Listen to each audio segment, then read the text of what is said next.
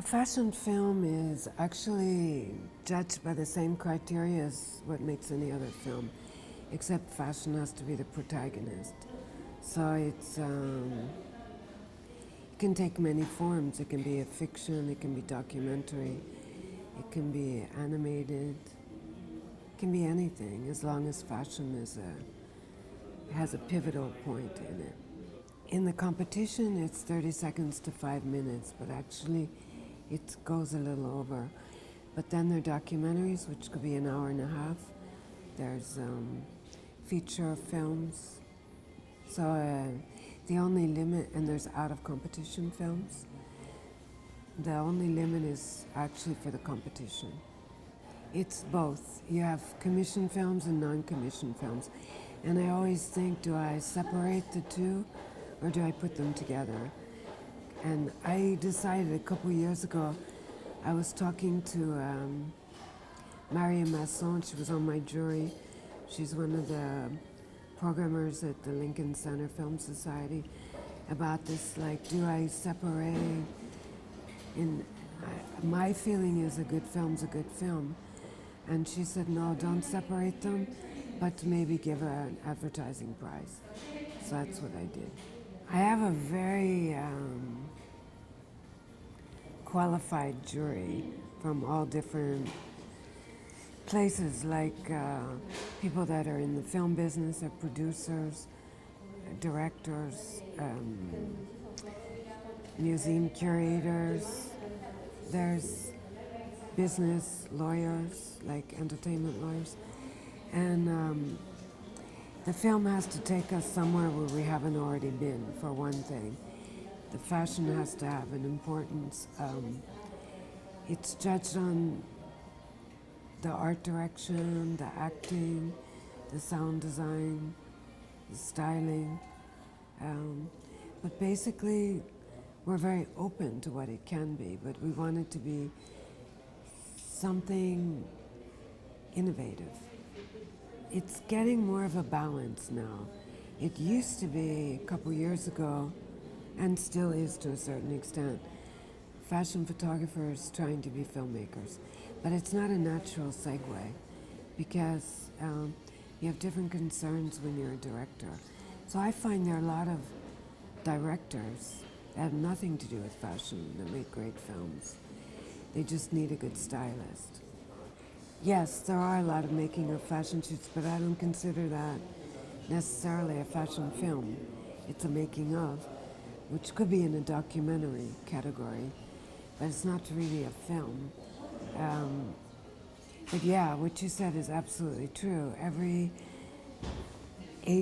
photographer's agent makes them take a film, because that's where the future is.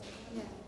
But they don't, you have people like Bruce Weber, Ellen von Unworth, that have been making fashion films for 10, 15 years. And you have people like Stephen Klein, Stephen Meisel, Inez and Vanu, who made a natural kind of segue into films. But many think that a fashion shoot in motion is a film, and it's not. Just because it's a beautiful girl, beautiful clothes, nice lighting, and somebody's moving, it's not a film. Yes, and for all the reasons that you said, I think that's a great idea. Because after all, we all wear clothes, we all watch films. You don't have to be in fashion to appreciate fashion. I mean, there are people that have nothing to do with fashion that put a lot of attention in what they wear. So, and all want to be educated. And because things are so accessible, because of live streaming, because of websites like Now Fashion, where you see it as it happens, it isn't just that specialized, 250 people in the universe that are privy to fashion. So yeah, fashion film is a great media to explore for that reason. And look in the cinema now, how many fashion films start before the feature. And it's not like 30-second spot. It might be a 5-minute, 6-minute film on a brand or on a perfume or whatever. Because everyone's making fashion films because obviously they must be getting some financial reward from it. It's got to be working or they wouldn't be doing it. I think, and I don't usually, I had their films in the very beginning, but I haven't had films in the past 5 years. But I'd say Prada and Miu Miu, they're so fantastic, the films, because they go and they find great directors, whether they're directors that are known for doing documentaries or some kind of more conceptual films.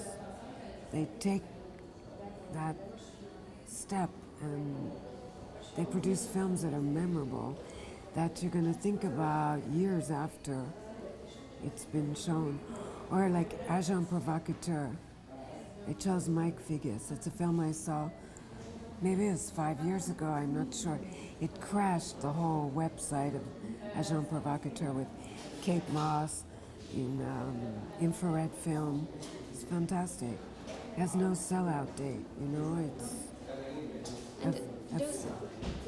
a film has that quality, whereas a fashion show, it's kind of 7-12 minutes and it's over, you know. I'd say the past 2-3 years it's exploded.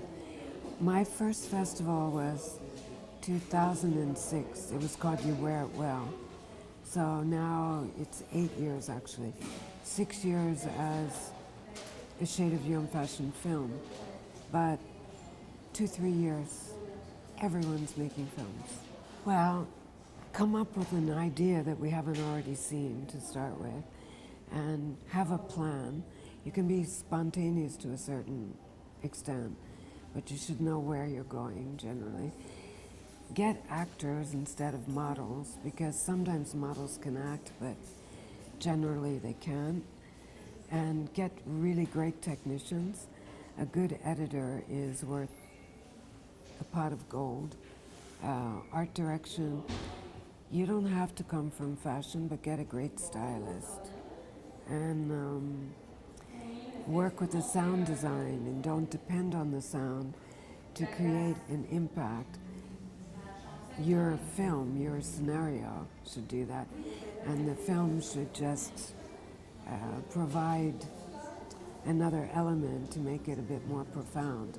But you can't just raise the music and think that's gonna give an impact.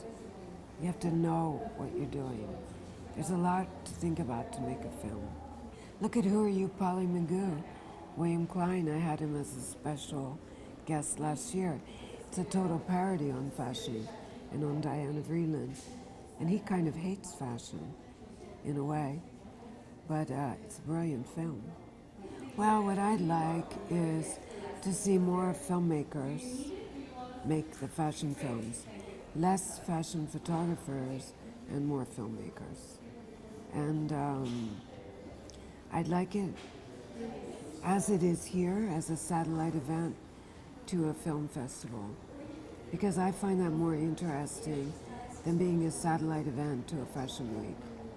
Because what I'm really interested in is film, and of course fashion, both together, but I really love film, and I really love fashion, so if I get great directors to make fashion films, I have everything.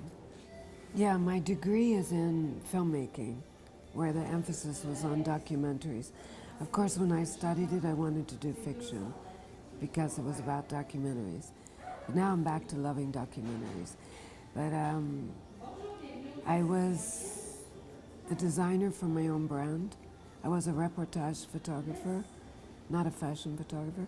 I went filmmaking, reportage photographer, fashion designer for my own brand for 13 years.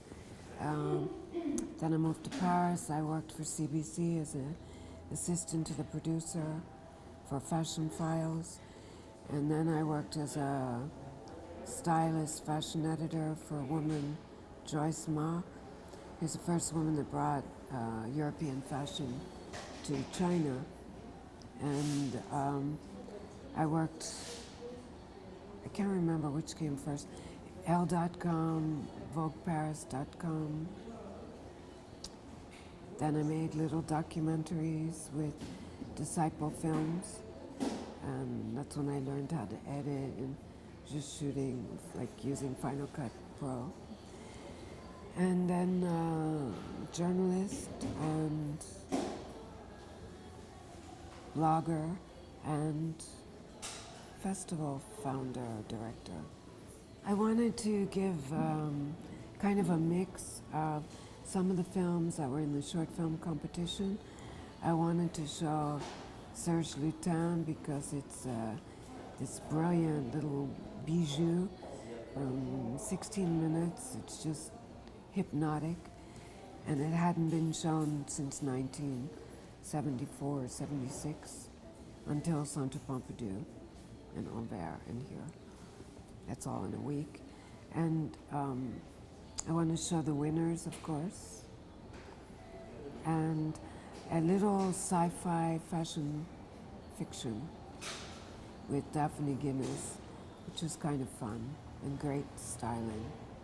So I just wanted to give a sampling.